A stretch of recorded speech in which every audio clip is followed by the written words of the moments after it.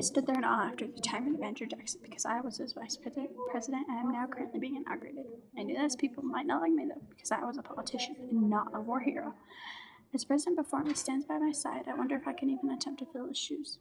I, Martin Van Buren, stood there in 1837 before my good friend's people, but I noticed that they weren't even paying attention to the inauguration that's happening.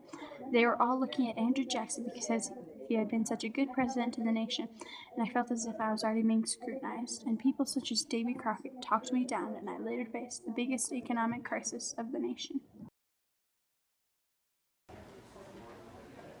Before my time as president, the government was selling acres upon acres of land. Farmers and speculators bought that land in the West that the government sold. Without limit on withdrawals, speculators continued to come back for money to pay off the land. This caused banks to eventually begin printing their own paper money. This printed money had no value, and I knew that it wasn't backed by gold or silver. The new printed money might have had value if the people trusted the bank that gave it to them, but it was still worthless. The president before heard of this slowly beginning, and he ordered that anyone buying land must pay for it with gold or silver. I heard of the rush to the banks for the gold and silver. Unfortunately, due to many of the banks had to close due to the extremely high demands, as I saw the panic spread before my eyes. Cotton prices decreased due to the oversupply, and now cotton planters were borrowing money to help pay for their.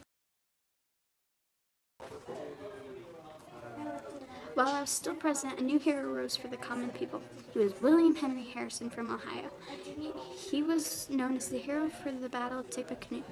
He was chosen to run for vice president against John Tyler. His campaign consisted of speeches and campaign rallies. It was a new way to campaign. Most, including myself, didn't know Harrison's stand on issues.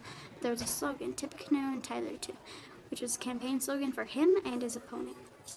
He set the image for a person I believe to be the future president. The image was a man for the people, a humble farmer who had been born in a log cabin, but Whigs, along with using the log cabin for their logo, attacked me, Van Buren. I was still blamed for Panic of 1837. Democrats attacked in their own way with a form of name-calling. They had accidentally made the mistake of showing that they had resigned the army before the War of 1812 had ended. They accused General of not speaking out the issues. Harrison somehow won the election easily, even with the doubt of the voters, which forced Democrats out of the White House after 12